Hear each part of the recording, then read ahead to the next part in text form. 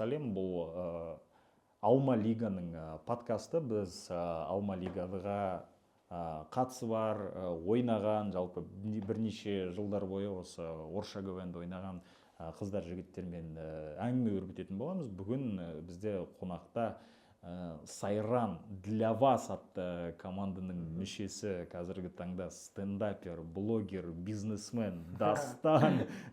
Алатау СЮда бұрын ойнаған. Алатау СЮда, вице-чемпион болғанбыз премьер-лигада, соған шегеда. И бас лиганың вечный вице-чемпиондары. Алатау. Болады ондай бір командалар болады, ондай, знаешь, бір чуть-чуть. Даже жақында ғана өткен Кубок Алматыда екінші орын алып қалдым. Қалайсың, Дастан? Жақсы, шүкір. Ана екінші орын алып қалды деп жатса ондай. Көп жерде политехтің жолы болады, оны алдыңғы жылдары ше. Бірінші орын, андай бір әкім кубогы болсын, бірдеңке болсын. И осы бір жылдықта андай енді өзіміздің балдар ойнайды, мен қазір ойнамаймын енді.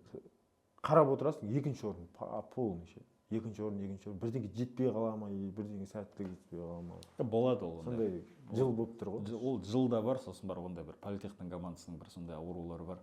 Біз андай вечный финалға жетіп ұшып кететінбіз бізде кезінде ойнаған кезде.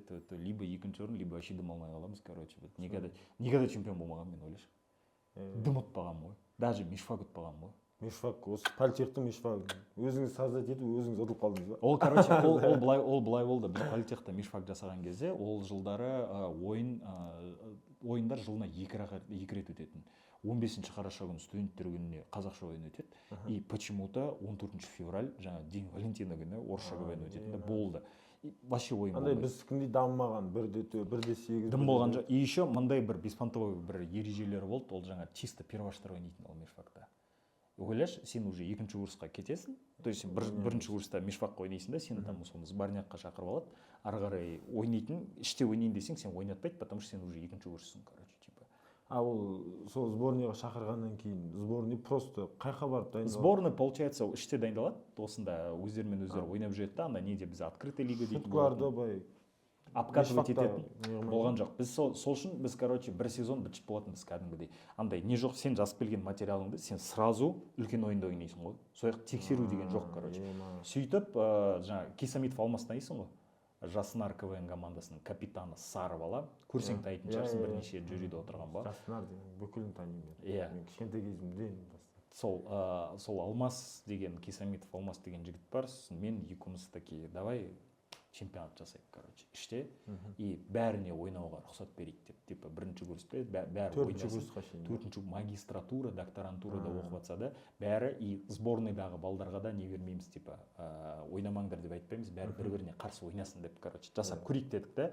И сөйтіп чемпионатты бастап кеткенбіз ғой, қазақшасында, орысшасында, жаңа 1-8, 1-4 кубок, полуфинал, финал өткізетін. Жылына 5 ойын, 10 ойын ғой енді орысша қазақшамен санаған кезде, соның нәтижесі мына күні бүгінге дейін. Бірақ андай болып қалды. Біреу редактурить ету керек, біреу жүргізу керек, короче. И сөйтіп біз мишфак жасаған кезде, в итоге мен Алмас немен ана қағаз, кубок, диплом, хат, там ақша дейтін мен ана Алмас айналысады. Мына жақтағы редактура, жүргізумен мен айналысам да, сөйтіп мишфактан хотя бы чемпион болады деген гештальтын жабылмай қалды ғой. Просто ойнай алмай қалдық, короче. Біреу жүргізу керек болды. Мишфакта просто мишфаққа қатты қарайтын адамдар бар ғой. Мысалға мен қазақшада осы мишфақтың чемпионы болдым, ауылдастар дейтін команда болды өзім. И ол команда просто редактура болып жатқан кезде құралған. Бәрі команда қатысып жатты, мен стендап оқып жүргенмін сол кезде, бір команда керек деді. Сосын қасыма жинап алдым адамдар. Сөйлемейді, но тұра беріңдер, давай өзіміз айырамыз бірдеңке. Сонымен біз просто 1-2 ойын ойнасақ болды деген ой болды. И бірінші ойын бақ жырт жүреміз да, жазылған нәрселермен. Үйтіп кішкене балалардың мотивациясы ашылды.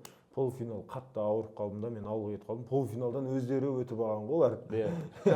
Сұрақ жауапта бүйтіп алдап бірдеңке қылып, и сосын финалда, короче, сұмдық финал болды. И содан ұттық. Бізде жастар командасында сол кезде звезда болып шықты, шеттен берік.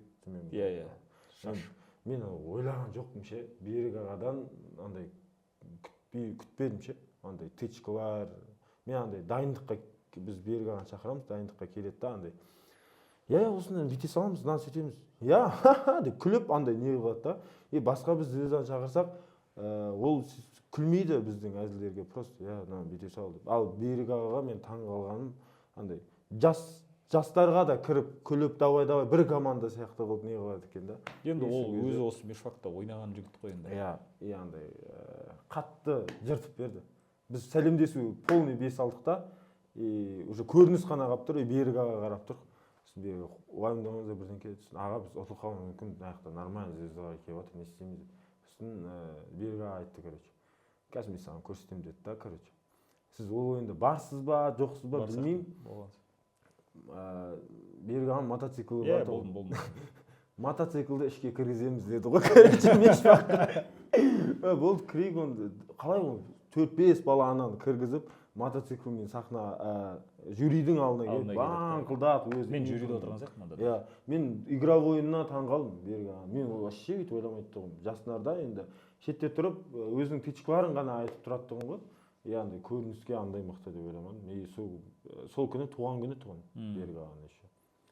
Сол күні туған күні құттықтап, еще үздік ойыншыны сол кісіге беріп, сол жылдық үздік ойыншыны Берік ағаны.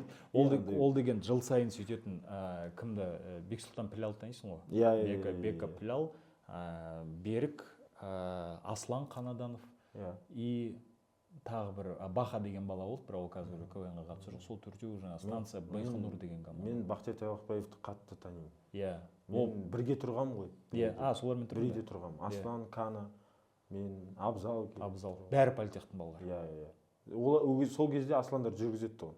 Мен ол кезде первашпын ба, сондаймын. Әзілдерім қатты өтпейді ғой. Сен мектепте КВН ойнадың ба?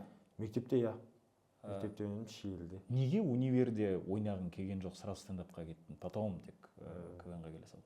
Менде андай болды, просто бірден стендапқа кеткен жоқпын. Мектепте үздік ойыншы болып, сөйтіп жүреді, Шиелдің ішінде бір чемпион болып қоясың, бүйтіп қоясың. Сосын Алматыға келем, бірінші курсын, Бақтияр Тайлақбаевты танымаймын. Ол кезде Бақтияр Тайлақбаев енді құрылып жатқан кез ғой. КВН-де де келдік, мен политехқа платный болып түстім. КВН-ге қатты жақсы көрдім да, КВН-ді ойнағым келеді. Но бірақ сабақ наяқтан қысады. Политех ол кезде сұмдық, қиын еді ғой. Сонымен келіп, андай болады ғой менде. Бір ойын ойнайым да нормально, бірақ сабағым нашарлап баратады. Сабаққа не қыламын да, сосын мамамен сөйлесем, мама платныймын ғой, мен КВН ойнай берсем қалай болады деген сияқты. Мама айтады, ойнай бер, жарайды. Бірақ кішкене сабағым дұрыста дейді да. Сосын андай мотивация болады ғой. Сонда мен нормальный мужик ретінде мен бір КВН-мен бір сабақты алып жүре алмаймын ба деп ше. Сабағымен, КВН-мен давай кеттік дедім да. Бірақ бір рет маусымашарға бара алмай қалдым. Аслан Бақтияр Тайлақбаевтағы сол жүр деді, бірақ барған жоқпын. Сол кезде мен сабағымды реттеп аламын да, до конца реттеймін, болды, сосын КВН-ге қарай кетемін дедім да. Сол кезде платныйдан грантқа ауыстым. Сол бірінші семестрден кейін, одан кейін КВН-ге бастадым. Бәсе, себебі мен сені КВН-нан бұрын стендап оққаныңды білем, айтөрі. Бірінші КВН ойнадым мен, братан. Мен сені көрген жоқпын почему-то КВН-нен. Или мен келмедім ба ол ойында? Мен сізді де солай таныдым ғой мен.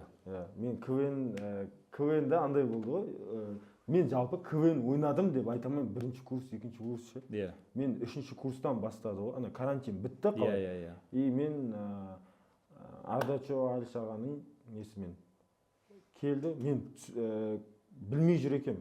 Адамға қандай кезде қандай шутка айту керек, қандай ортада қалай ұстау керек, кімді қалай сыйлау керек, мынандай болу керек, КВН тусасына кіріп барып сөйлеу керек, андай тычкаларды дұрыс тығу керек деген сияқты андай. Жамбау керек мынандай кезде дейтін нәрсе. Сол кезде түсіндім, Алиш ағамен Ардачо ағаға солай үйретіп, содан кейін бастадым, короче. Осылай мен ойлайтын, КВН-де ереже жоқ, короче. Деген ой болады, бәрінде ауылдан кейінде сондай ой болады. Но ондай емес екен. Мынандай заходтар былай істелінеді, шеттен былай шығу керек деген нәрселер. Бірінші болт шетке кету керек дейтін нәрсе білмейміз ғой біз мысалға. Сол кезде соның бәрін үйретті, короче. Мен көп рахмет айтамын. Андай. Сосын стендап болады деді, осы политехтің ішінде. Сол стендапқа бірінші соған выступать етіп көрдім. Жақсы шықтым, короче. Сосын тағы екіншісі болады деді. Сол кезде арасында КВН ойнап жүреді. Мынақа КВН, мынақа. Сол кезде ауылдастар чемпион болдым, бірақ Алатау УСИ-де ойнап жүрдім, бірақ шығып кеттім, короче, Алатау УСИ-ден. Өйткені стендап больше нормально ұнағаннан кейін сол жаққа қарай кеттім. И Ардаш ағамен келісіп барып шықтым мен алты бесеуден. Кәдімгі кабинетте отырып, серьезный әңгіме болды. Осындай, мынандай, сен стендап жақсы көресің бе? Жарайды, онда стендапқа қарай бар. КВН жақсы көресің бе? Жарайды, КВН. Но бірақ алты бесеуден шыққаннан кейін для вас дейтін команда құрылды. Орысша. Ол Мешфакта 2 рет чемпион болды қатарынан. Алматинканың чемпионы болдық. Тот самый КВН-де ойнады. Тот самый КВН-де. Но для вас-тың нормально уже для вас-қа андай серьезно қарамағанмын ешқашан. Андай біз өйткені оңай құрам ғой.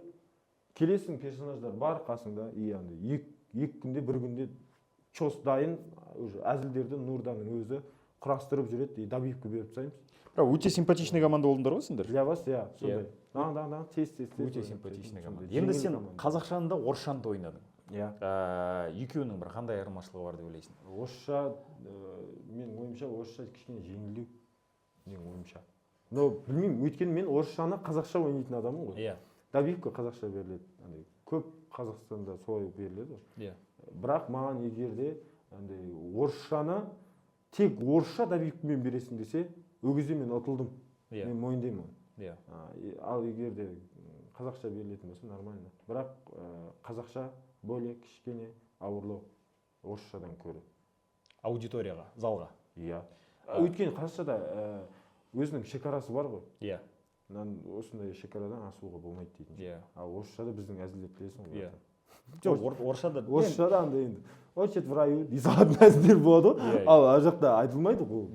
Жұмақтағы кезек. Жоқ, ол енді білмеймін, енді мен де оған кейбір кезде бір постоянный спорлар болады. Енді Есен ағамызбен де әрдайым отырып бір отырыстарда шай ішіп жатқан кезде әңгіме айтамын ғой. Мен постоянно говорю, Есен аға, мен түсінемін, енді өзіміздің жаңағы біздің елдің жалпы халықтың өзінің бір шекаралары бар деген сияқты, бірақ бұл шығармашылық қой. Шығармашылықта шекара болмау керек қой деген сияқты. Мен просто ойлаймын, мысалға орысша лиганың пик кездері болды. Бақтай Табақбаев, Хаким Карам, Есентай бәрінің кәдімгідей бас лиганы күтіп қарайды тұғымызда. И қазір енді спатқа кетіп баратыр да. И мен ойлаймын, тағы сондай болса екен деп ше, бас лига сияқты бақ кәдімгі, анау не болады екен деп ше, өзінің звездаларымен вот солай. Енді сол мақсатпен ғой бізге әкімшіліктің жігіттері хабарласқан, давайте жасайық деп, жастар саясаты басқармасына тағы да бір рахметімізді айтамыз. Олар да жаңа көріп жатыр, бұның бәрін енді олардың жұмыстары ғой, тікелей жұмыс, жаңағы Алматының жастарымен жұмыс жасау. Соны жаңағы мониторить етіп көрген кезде олар да айтады, жаңа кішкене спат кетіп қалды орысша КВНнің, бірақ енді аудитория әртүрлі ғой, енді бізде жаңа біреулер орысша жақсы көреді, біреу қазақша жақсы көреді. Қазақша КВН енді өзімен өзі жақсы келе жатыр, ол жыл сайын ешқайда кетпейді. Соны жаңа айтады, давай орысшаны қолға алып көрейік деп айтты. И бізде менде как раз осы ұсыныспен келгенбіз. И так білесің, политехтің чемпионаты, ол уже политехтің бишфак емес, ол уже қалалық чемпионат болып кетті. Себебі басқа университеттің командалар бізде ойнайды, ал давай осыны бір расширить етіп көрейік. Политехтің бишфагын ұтсаң, жалпы андай Алматыдағы нормальный бір лиганы ұтқанымен тең. Мен бүйтіп айтамын, ең мықты КВН күні бүгін барлық аймақтарда алған кезде, ең мықты КВН орысшаға келген кезде, студенческий, даже қазақшаға келген кезде, ол Алматыда, по-любому. Алматыдағы ең мықты чемпионат студенческий, ол политехта болды. Соответственно, сен Алматыдағы политехтің чемпионатын жеңсең, значит, сен бүкіл Қазақстанның студенттерін жеңсең. Біз ойнап жүрдік қой политехта. И салыстырамаймын. Біздің ойын андай енді Нұрда бөлек команда шығады, Сула бөлек, мен бөлек, Жігер бөлек, Олжас бөлек. Қырылып жүреміз ғой, бір команда болып жүргенмен, қырылып жүреміз бір-біріміз. Ар жақтан ондай көрмеймін мен. Басқа университеттерде. Өзінің бір-екі адамдары бар, жыртатын. Солар үшін ғана барып көрем болды. Сол енді осы сен айтқан жаңағы оймен, осы қайтадан жаңғыртып, қайтадан бір күтіп, жаңағы орысша ойындарды өзінің звездаларымен келетіндей деген бағытта жұмыс жасап жатырмыз. Енді келесіңдер деп ойлаймын, қолдайсыңдар деп ойлаймын біздер. Бірақ әрдайым қолдап жүресіңдер ғой енді. Смело біз барып жүрік қой. Бүкіл КВН, енді КВН ойнауға, енді білмеймін, для вас командасы қазір жинала ма, жоқ па. Но бірақ әрдайым көруге, баруға, көмектесуге командаларға. Солай. КВН жалпы не берді саған? Кішкентай кезден бері ойнап жүрсің ғой. Мен қуанам ғой. Бір нәрсеге қуанам. КВН ойнағаныма қуанам ше. Неге? Өйткені андай біліп тұрасың. Сенің мысалы басқа адамнан ерекше екенін көрініп тұрады ғой. Любой ортада КВНщик болсаң егер. Сондай нәрселері плюстасың ғой. любой жұмысқа барсаң да сыни ортасына кіріп кетесің деген сияқты әңгімелерінің барлығы. И андай көп балалармен сөйлескен кезде андай болады, квенчик ерте ойланады. Менің ойымша. Квенчик ерте ойланады. Андай ана адам оны 2 күн, 3 күннен кейін ойлауы мүмкін онша. Но квенчик сол жерде ойлап тұрады ғой ол нәрсені. Уже анализін беріп тастайды. Психолог болып кетеді ғой квенчик. Ананың рөліне бір кер ойнайды, мынаның бір рөліне бір кер ойнайды. И содан кейін сондай болады шығар. Но квенчик деген солай ғой. Мықты ғой негізі. Мектеп. Көп, мектеп ғой, көп нәрсе береді ғой. Келгеніңе рахмет. Саған. Все, давай. Дастан, для вас, ауылдастар, сайран деп. Стендап деп.